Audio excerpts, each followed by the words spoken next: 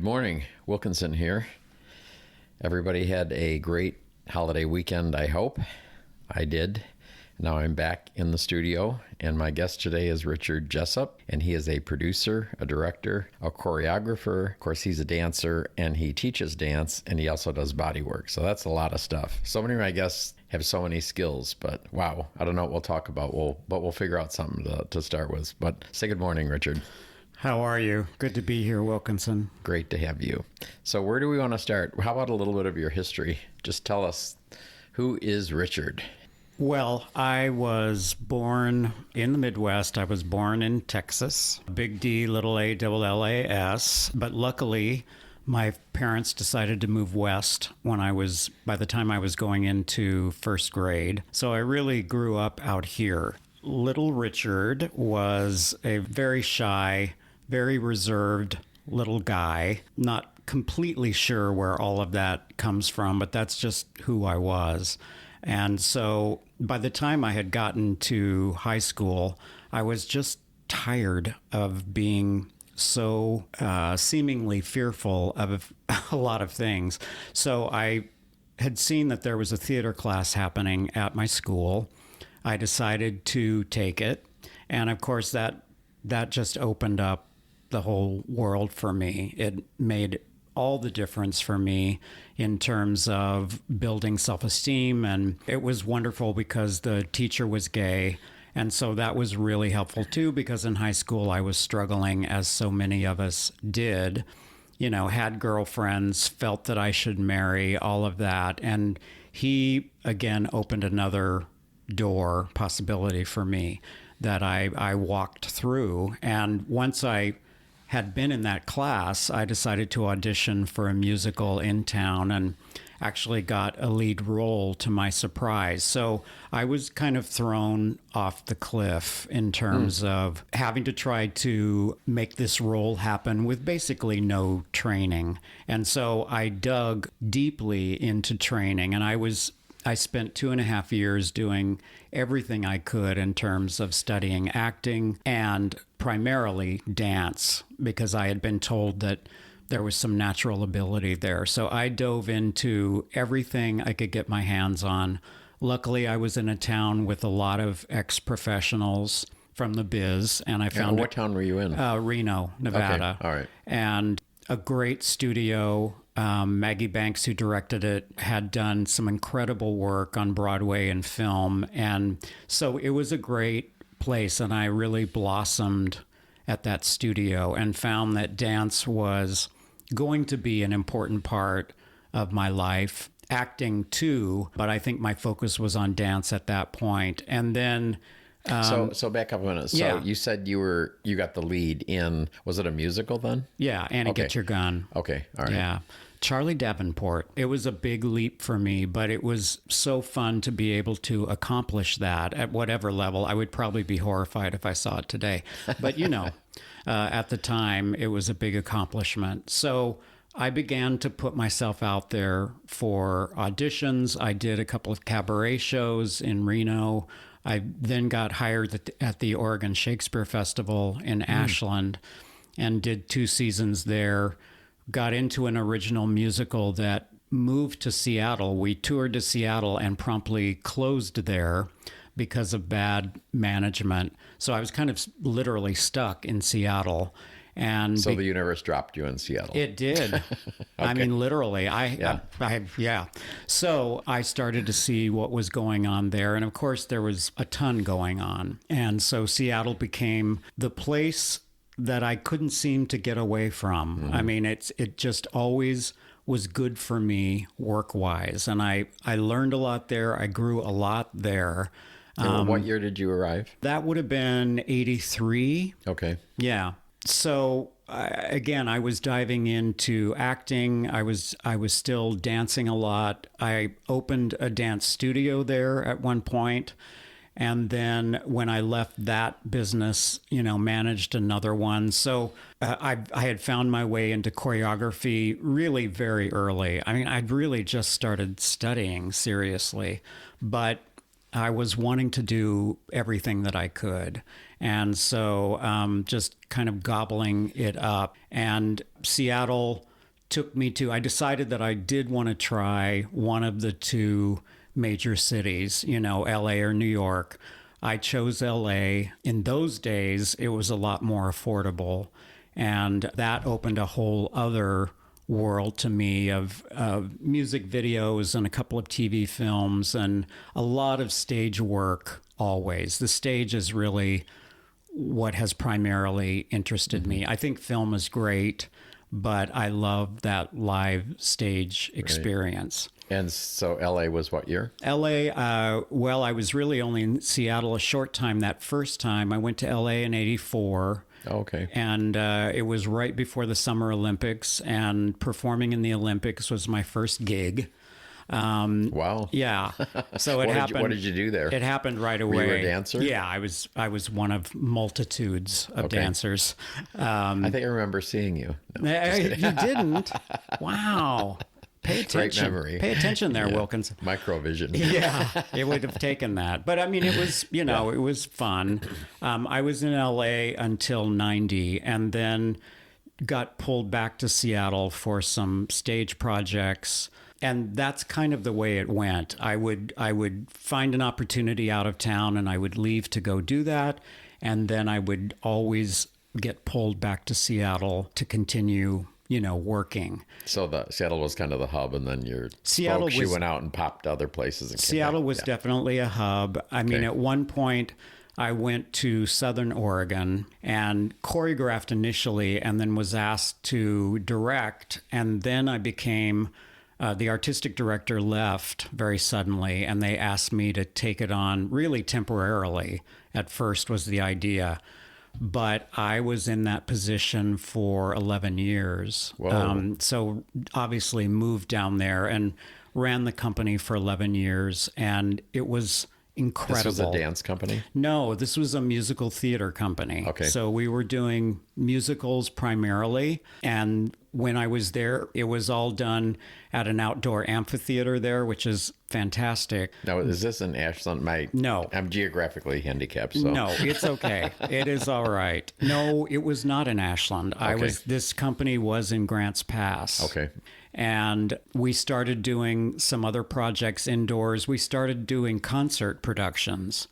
I started doing that because then we were able to do some properties that we would never have been able to produce fully and get the audience that we needed. So we were able to do some wonderful Sondheim work that, we would have never gotten to do. And we would take it to other cities in that valley, Medford and Ashland.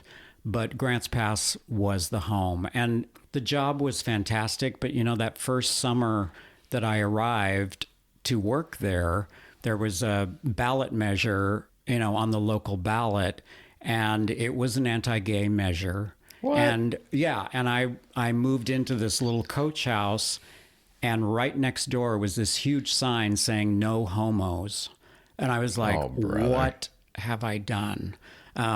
So it was a very challenging place to be in a lot of ways, and I ended up leaving because the mayor of Grants Pass got into this whole thing with our company and trying to say that we had a gay agenda and we were pushing gay issues. And he started this whole campaign against us and against me personally. And I fought it for 3 years. And then I decided it was time to move on.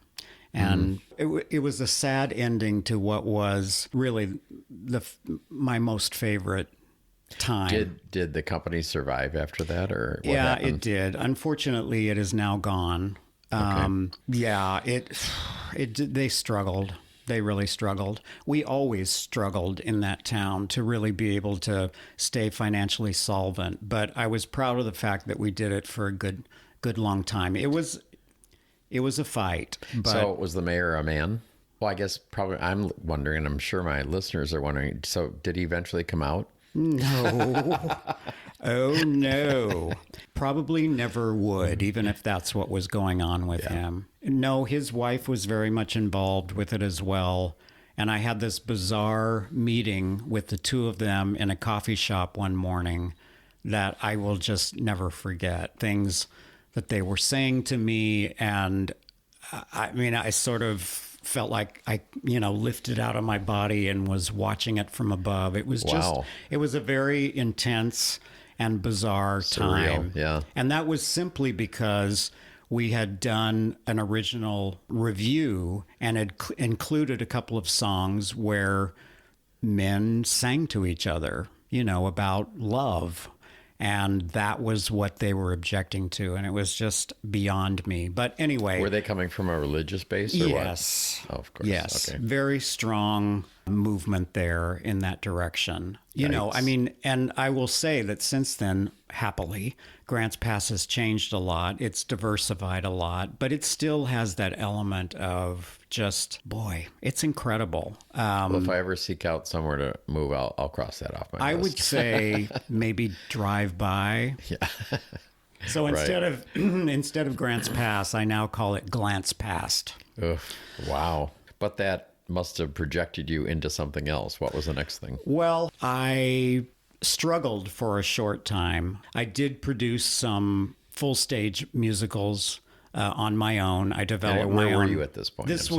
I moved from Grants Pass. I was still in the valley. So I bought a house in Ashland. Okay. I was living in the Ashland Medford area, which, know, is the diamond in the rough in that area. Right. And I love Ashland. And it was a great community for me. As I say, I produced some things. I did start my own independent production company for a while, Independent Minded Productions. And then, I don't know, I do know, I got pulled back into Seattle because a good friend of mine had he's an incredible artist himself. And one of the things he does best is his male nudes.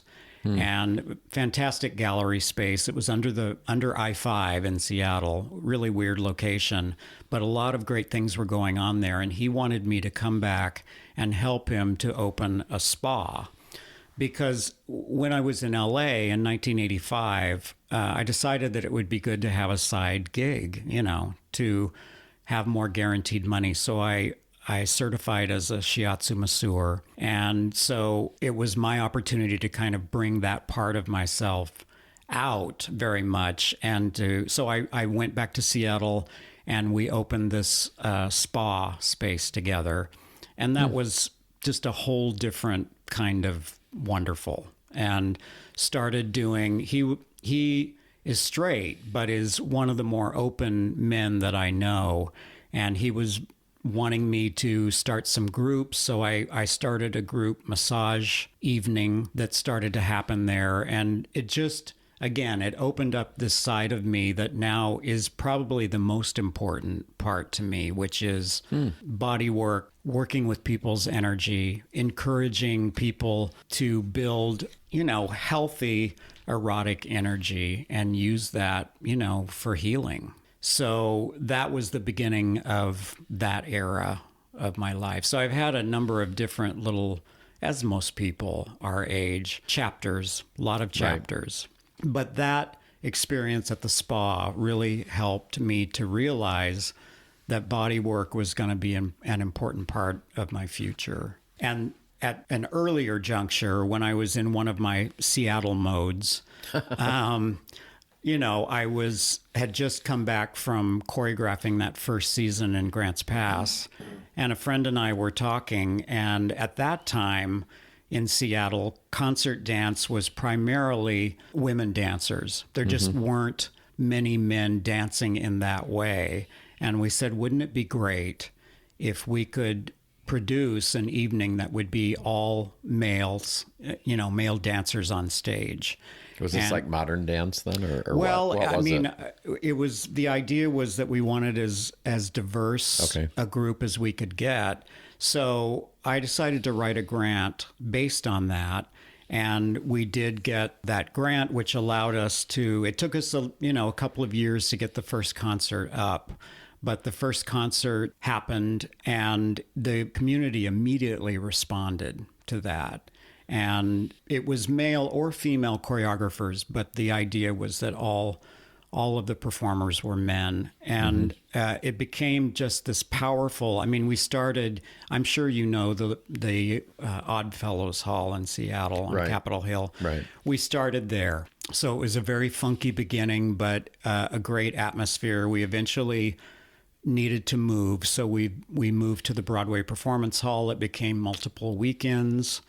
You know, initially we basically invited people to join. Most everybody was from Seattle, but then it began to diversify, and we began to get choreographers interested from all over the Pacific Northwest, and then eventually all over the country. And we've had international choreographers travel to work with us as well, which is especially amazing to me because we're able to pay stipends to everybody, and we do pay all of the dancers who participate. But I mean, it's not much, and they're not going to get rich on this gig. No, and traveling from France is just a huge undertaking, but people seem to be willing to do it. And so it really became this project that I'm just so in love with, certainly in recent... And this is ongoing now, right? It is. It's ongoing. 1998 was the first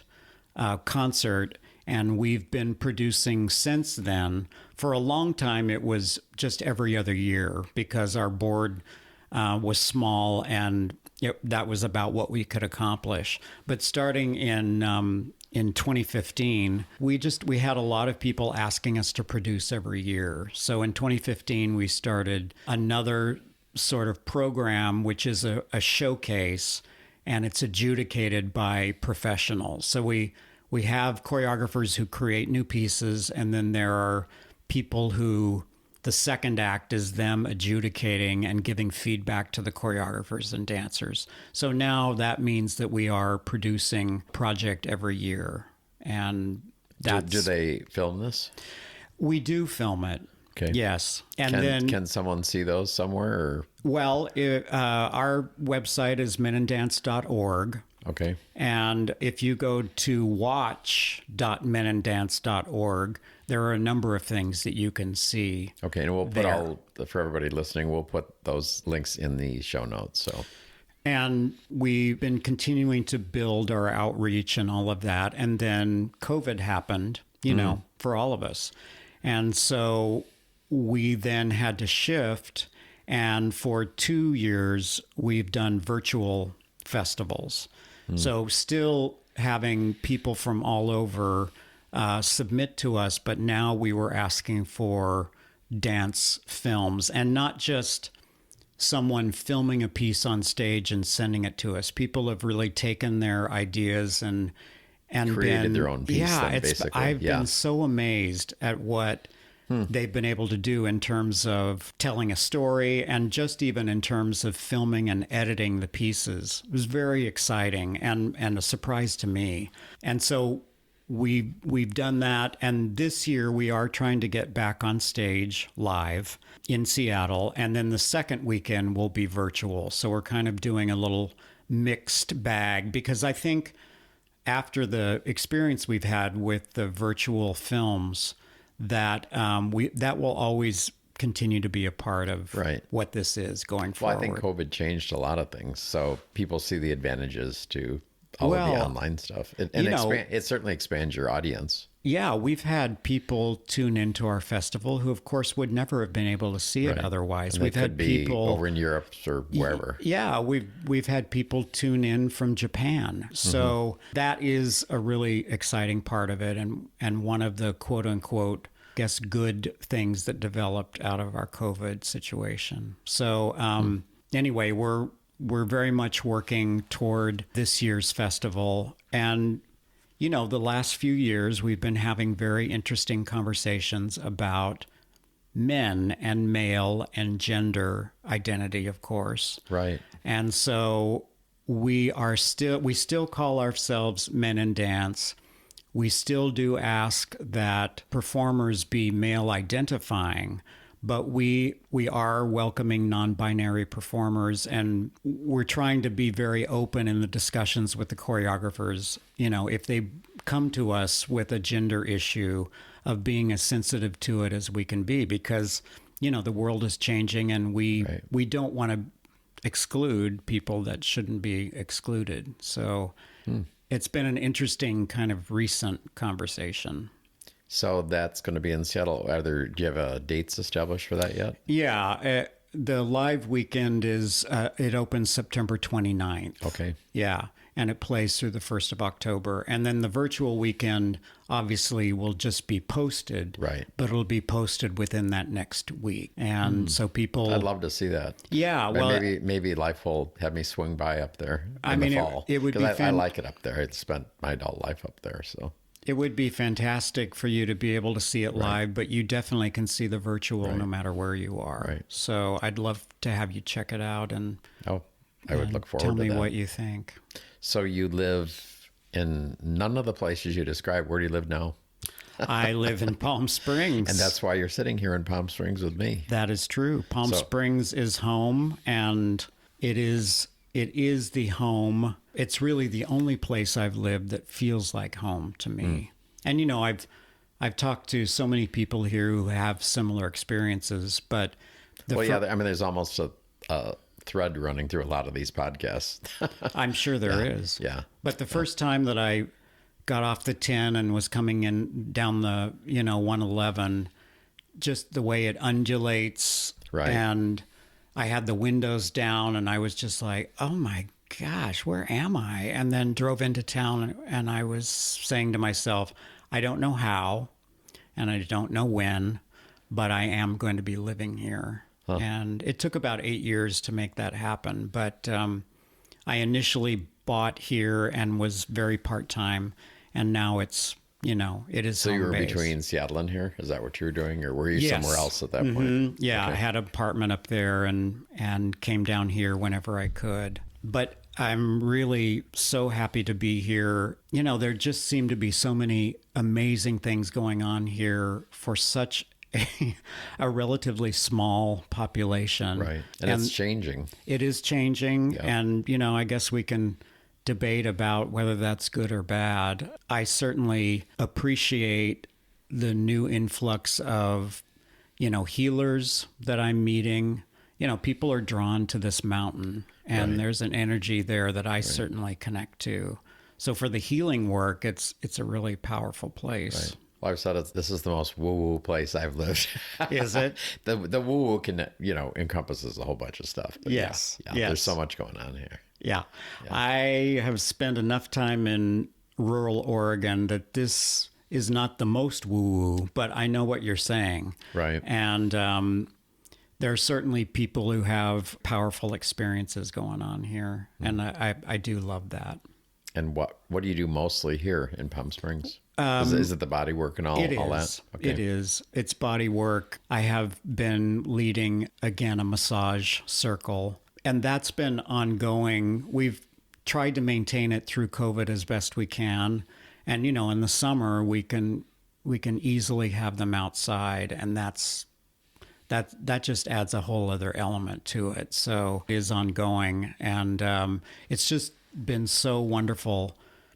I try to get new faces in there each time we get together. And, how often do you do that? Well, Is it kind of up and down with everything going on? Yes. I mean, when I am here for a consistent time, I like to do it once a month, but we don't always get that done. And do you have is it a studio space you found that you do that, or where do you do it? No, we're doing it at private homes. Okay. Yeah. The location changes a lot, which kind of changes the evening as well. But Right. But yeah, that's been just on so many levels what I want to be doing right now. So you've had a very interesting journey. Can you put in a few words some of the main things you've learned on that journey? You've just described it all. Okay, so I would say one of the biggest lessons I've needed to learn, I think all of us do, but I have a number of voices inside of me that speak to me. Mm-hmm. And one of the things I'm really trying to learn right now is to listen primarily to that, what I call the true self voice. Mm-hmm. That's the one that is 64 years old, that has had the experiences that I've had, that has a little bit more wisdom, I hope, and guides me in the best way possible.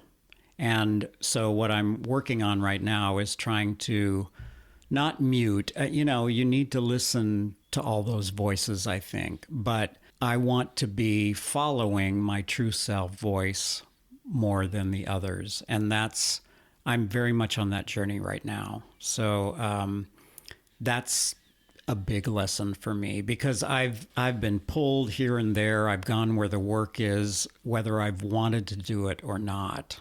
And so now at this point in my life, I really want to move toward what feeds me, Right. where I can feel like I'm helping another person or other people, but that it also gives me what I need. And so I would say that's primarily my lesson. Yeah, we all say, I wish I'd known all that back then. Yeah. Wouldn't that have been helpful? It was interesting because it's been a good weekend. I had a full house with Airbnb guests, and I had a few friends over for dinner last night. Did a little barbecue thing without the barbecue because it ran out of gas. Oh. It leaked and all of it went out. But anyway, we cooked inside. We had an indoor barbecue in frying pans. That's all right. But anyway, most of them were my age or upper mid. I'd say mid to upper mid. But I had two Airbnb guests that were very young. Of course, no names or anything. But the one just got smashed in the afternoon, went out, had a good time. And his other friend didn't, and he was in on the conversation. We had a wonderful conversation, and no judgment. I mean, we've all been there and done things. But that night, he finally woke up, and his friend was driving him back to L.A. But he said, "Well, was it a good time?" And I go, "Yeah, it was." I said, you're missing life to him, and I hope that landed for him. Not that he's going to change instantly, and I mean, I have a wine once in a while and that, but. To just have that be your life. And we look back and we see these lessons now, I wish I had somebody just say a couple words to me at a few points here and there. So maybe it landed, maybe it didn't. Who Me knows? too, but I applaud you for saying it because most people wouldn't. And I'm sure that it had an effect on him, Hopefully. Yeah. Whatever happens will happen, but good for you. Well, good for you for coming in here, Richard. This has been fun. Thank you. And I have more questions after we're done here. Okay. I seriously hope that I can swing up to Seattle. I would like to see that in person. I know you would enjoy it. Yeah. And I probably could find a couple people up there to interview while I'm up there. So let's figure it out. Kind of think so. Yeah. Well, thank you so much. Thank you. I've totally enjoyed this. All right. Appreciate it. Thanks.